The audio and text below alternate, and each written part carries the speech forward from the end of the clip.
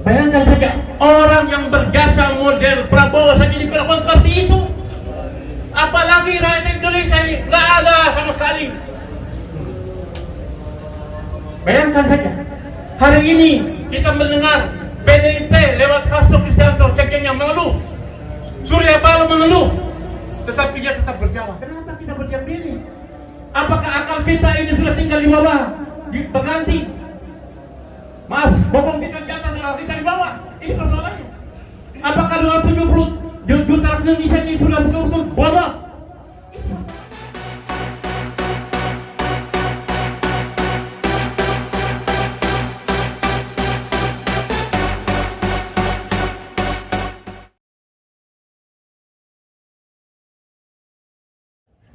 Assalamualaikum warahmatullahi wabarakatuh. Selamat siang Bung Antoni dan teman-teman yang lain. Saya mohon maaf agak terlambat karena baru saja di Surabaya. Ya, jadi baru nyampe di Surabaya, jadi mohon ada agak sekitar setengah jam ya, saya terlambat. Bapak, Ibu, saudara sekalian, juga para pemateri. Saya mendengar sebagian dari materi Prof. Antoni yang saya kagumi belakangan ini. Luar biasa. Tulisannya luar biasa. Kita beri aplaus buat Prof. Antoni. Ya, ini quick canggih. Ya. Quick canggih now. Milenial. Begitu juga saudara adik saya, saudara Daeng Muhyiddin yang mimpinnya terus-terusan. Dan alhamdulillah sebagian berhasil meskipun sebagian besar belum. Saya dukung itu ya. Dr. Hilmi Rahman ya dari UNAS. Saya melihat persoalan kenapa Pak Jokowi itu tidak berani reshuffle. Sebetulnya Jokowi itu tidak takut siapa saja. Tidak takut siapa saja. Dia tidak takut dilengsarkan. Dia tidak takut partai-partai yang mendukung dia di 2014 maupun 2019, dan dia tidak takut rakyat Indonesia. Itu persoalan. Kenapa saya katakan seperti itu? Kalau dia takut kan pasti punya kebijakan itu pro rakyat.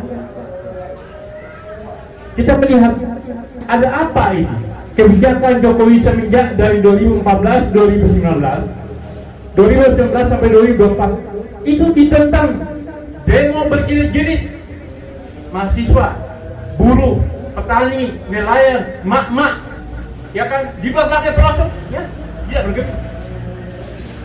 Ketika BBM naik di zaman Pak Harto, demo langsung Pak Harto jatuh.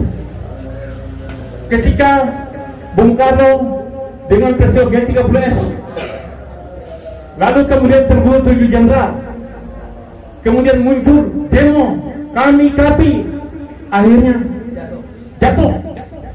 Hebat ini manusia, luar biasa. Bayangkan saja, ketika dari Solo bukan siapa-siapa. Tadi pagi ini saya baca pernyataannya Hasim Geladi Kusumo. Apa dia bilang? Pak Jokowi itu kan yang ngajak ke Jakarta kan Pak Prabowo. Kemudian Pak Prabowo merayu-rayu Pak Megawati, Bu Mega. Lalu kemudian Pak Mega masih mikir-mikir, karena pada waktu PDIP akan mencalonkan Prabowo sebagai gubernur di DKI pada waktu itu 2012. Tetapi akhirnya Pak Mega menyetujui, dan lalu kemudian Pak Jokowi dijadikan sebagai cagup dan kemudian terpilih menjadi gubernur. Nah, setelah terpilih dari gubernur, itu kan kita lihat peran besar Prabowo. Saya ini bukan bela Prabowo atau apa, tapi kemudian Prabowo itu menjadi rival dia dalam 2 periode Pilpres 2014 dan 2019, dan kemudian Prabowo dipermalukan. Lalu kemudian Prabowo dengan legowo masuk dalam kabinet. Bayangkan saja orang yang berjasa model Prabowo saja diperlakukan seperti itu. Apalagi rakyat Indonesia ini nggak ada sama sekali. Bayangkan saja hari ini kita mendengar PDIP lewat Hasto Kristianto sekjennya mengeluh, Surya Paloh mengeluh, tetapi dia tetap berjalan. Kenapa seperti itu? Kita mesti tanya. Saya mendengar menarik ini pernyataan dari dokter sebelah kita, Dr. Hilmi. Ini menarik. Tetapi itulah hari ini Prof. Antoni Budiawan. Kita melihat kenapa saudara Daeng mengeluh itu seperti tadi. Kenapa kita berdiam diri? Apakah akal kita ini sudah tinggal di bawah, di pengganti? Maaf, bokong kita di atas, kita di bawah. Ini persoalannya. Apakah 270 juta Indonesia ini sudah betul-betul bodoh? Semenjak dari Solo dibawa ke Jakarta sampai dibawa ke Bogor, ya kan? Itu ada desain besar untuk negeri ini. Ini terkait dengan amandemen Undang-Undang 45 tahun 2019, ya 1999 dan 2002.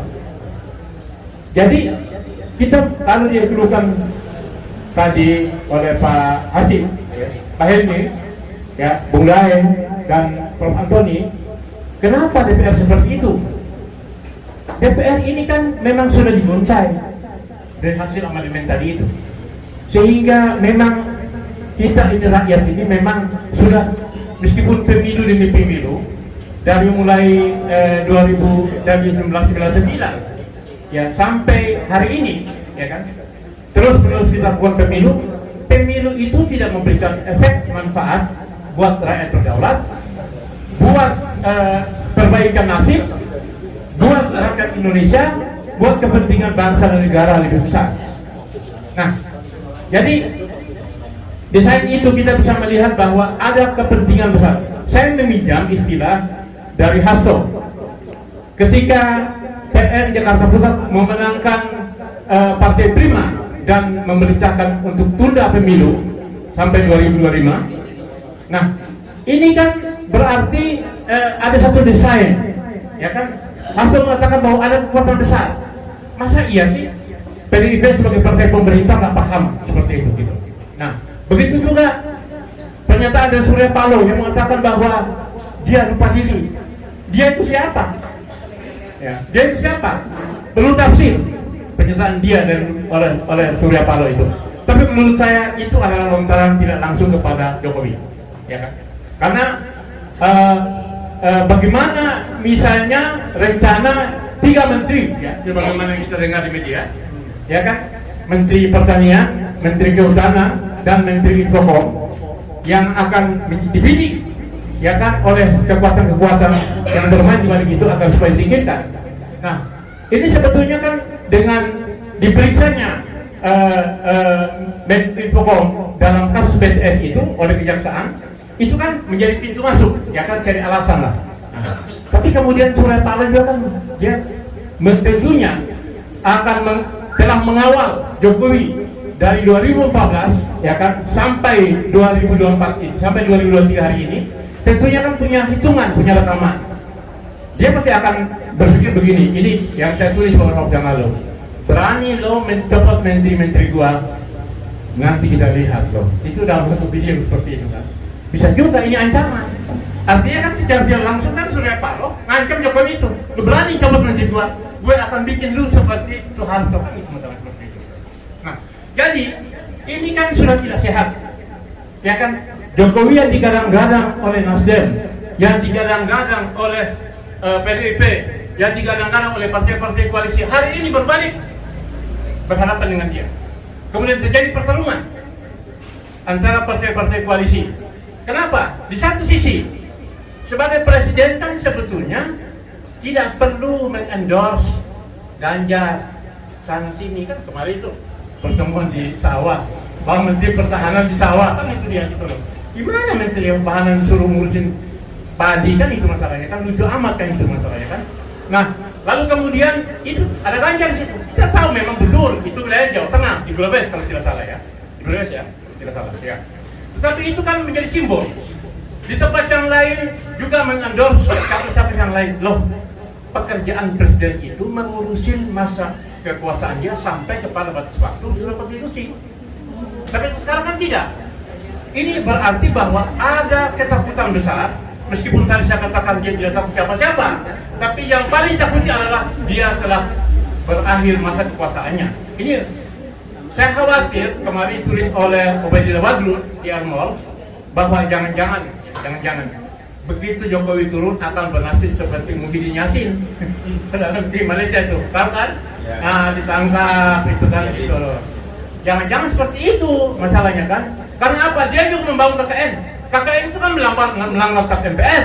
Reformasi itu salah satu mengamalkan supaya rejim selanjutnya itu jangan lagi KKN. Anaknya jadi wali kota, mantu jadi wali kota, ya kan? Kemudian anaknya terima pencucian uang dilaporkan di KPK itu. Kira apa? Nah, jadi sejumlah akumulasi persoalan ini ditambah dengan sisa pemerintahan yang sampai Januari 2024 ini tentunya gampang. Saya khawatir nih. Ini kan si Jinping kan baru tuh, Jinping baru terpilih 3 periode. Setelah mengamandemen konstitusi Cina. Nah, jangan-jangan ini kekuatan yang bermain di bawah Jokowi ini meniru pola si Jinping. Ya kan? Bagaimana caranya supaya ini diamandemen dengan cara perpanjangan tunda pemilu, perpanjang kekuasaan sehingga ini bisa berlanjut sampai 2005 atau 2006 atau 2007. Bisa saja kan itu. Tergantung kesepakatan siapa yang bermain di balik itu. Nah, ini juga barangkali menjadi penyebab Jokowi gaman untuk melakukan reshuffle. Nah, kalau saya reshuffle orang menteri-menteri dari Nasdem, saya khawatir saya akan juga tidak selamat. Kan gitu dia, sebagaimana konstelasi hari ini, kan gitu dia. Dan juga kalau misalnya saya mengambil langkah membiarkan saja, di satu sisi Anies kan kampanye tuh, ya kan, Anies, ya.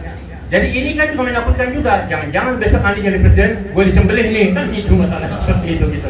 Nah, jadi ini gampang. Tetapi sebetulnya kita mau sayang sama Pak Jokowi ini, sayang dia. Kan terlepas dari lebih dan kurangnya 10 tahun, sudah hampir 10 tahun di Indonesia nih. Saya ini jalan tol, tadi kemarin dari Surabaya ke sini naik tol, itu betul. Tol itu sepi. Tol itu sepi. Ya kan? Dan tol paling mahal. Bayarnya Surabaya sampai situ jam 20.000. Itu kan 720.000. Ya kan gitu dia. Nah, paling mahal dulunya. Nah, betul itu kata Pak Henry. Nah, jadi itu. Nah, jadi saya melihat bahwa ini pasti para pemodal besar yang bermain di balik proyek-proyek yang tidak jelas ini, kan gitu ya. Nah, jadi oleh sebab itu dihadapkan pada situasi yang serba kronik ini, ya kan, Pak Jokowi ini terlihat gamang memang, ya kan, jalan ke sana mendorong capres ini, ya kan, dan berubah. Sebetulnya tidak perlu. Saya sepakat dengan apa yang disampaikan oleh Prof. Tadi. Kalau saja Jokowi ini betul-betul dekat sama rakyat, misalnya, panggillah Dayang Muhyiddin, saudara Dayang ke istana lah. Oke, saya mau bertanya aja tuh, cipta kerja, ya kan, Omnibus Law kita bubarin saja, bikin brengsek, itu masalahnya. Itu saya kira buruh akan senang, maaf ibu sama ibu Nasi pasti akan tepuk tangan, nggak akan jalan kaki lagi dari Bandung ke Jakarta, ya kan, gitu loh. Nah, bila buru-buru bisa pesta 7 malam ya, itu saya kira, itu kalau misalnya dia akan mau. Ini kan tidak. Dan saya kira Omnibus Law, Undang-Undang Cipta Kerja melahirkan pahlawan-pahlawan